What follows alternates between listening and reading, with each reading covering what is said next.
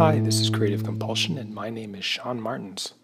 Today I'm inking a vampire Vixen. The character I'm drawing here is no one in particular, just a vampire woman who happens to have a large set of bat wings. I'm a big fan of those old-time Universal monster movies. They include Frankenstein, Dracula, Wolfman, all the classics. If you're any kind of film buff, they're mandatory viewing. Anyway, by making my image black and white, I'm sending a nod to that old-fashioned black and white movie aesthetic. I suppose there may be a little bit of underworld influence in there as well. My initial idea was to play Thriller over this time-lapse video, but apparently I don't own the copyright to that, so you're stuck with my commentary once again. But there's nothing stopping you from doing it. In fact, if you start Thriller at the same time as you start the video, they will overlap perfectly. I should let you know that I'm working on top of a light pencil sketch that is impossible to see in the video. My full process for this image is as follows. First, I drew a preliminary version digitally on my Cintiq. I then printed it off and traced my work onto a piece of comic book artboard using a light box. From there, I inked the image as demonstrated in this video.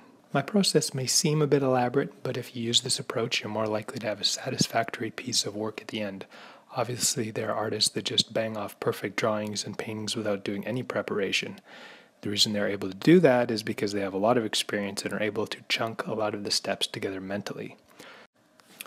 For example, many artists, including professionals, draw cylinders and spheres first to construct a character's anatomy.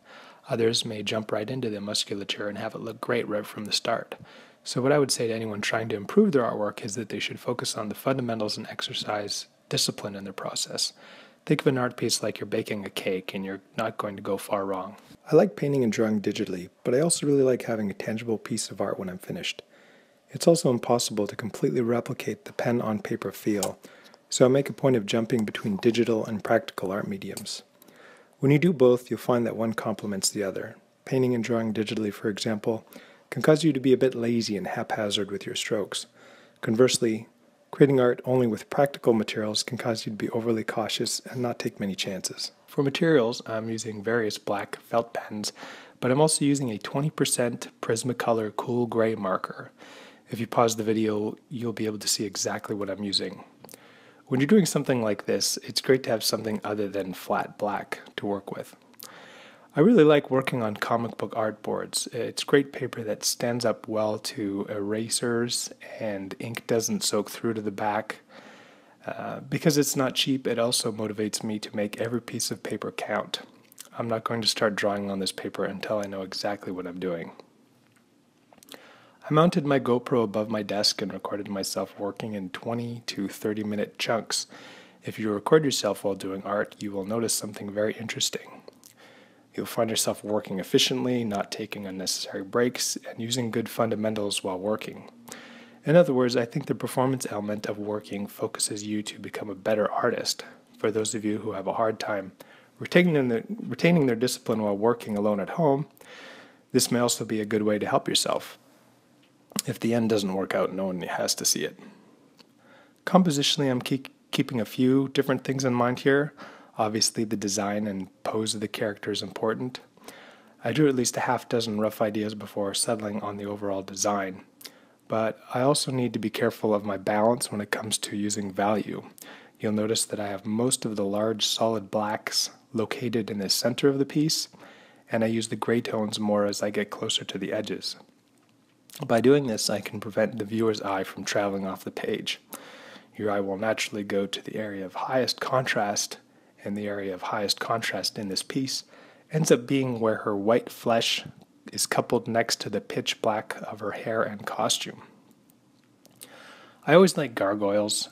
You can really design them almost any way you want. It's almost difficult to not draw a cool one. Now, you can't actually see the building that the gargoyle is sitting on, but I think it's pretty well implied that a building exists there somewhere.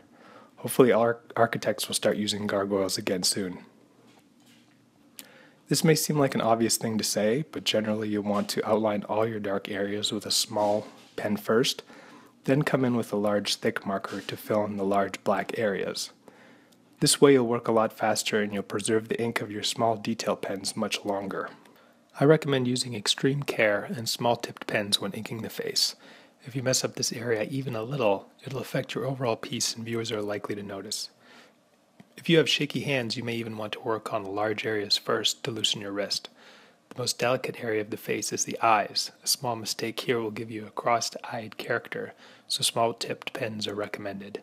My goal was to come up with something Halloween-themed, so for the background I'm using iconic symbols that anyone would recognize. The bats were actually a last-minute addition that I'd never intended to include.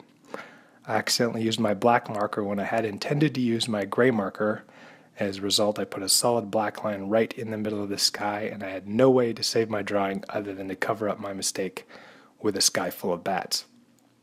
Pause the video when I ink my first bat and you'll see exactly what I mean. I think my accident and subsequent fix actually ended up improving the image.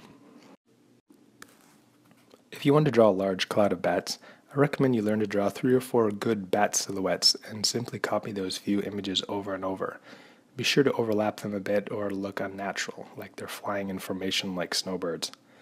If you'd like some more bat reference, there are swarms of bats in just about every Batman comic published in the last 75 years. Here's a good look at the final Vampire Vixen image. Please follow, subscribe, comment, like, hate, etc., and let me know your thoughts on this video. Tune in next time for a Creative Compulsion episode 4, where I'll be doing a digital painting of Optimus Prime.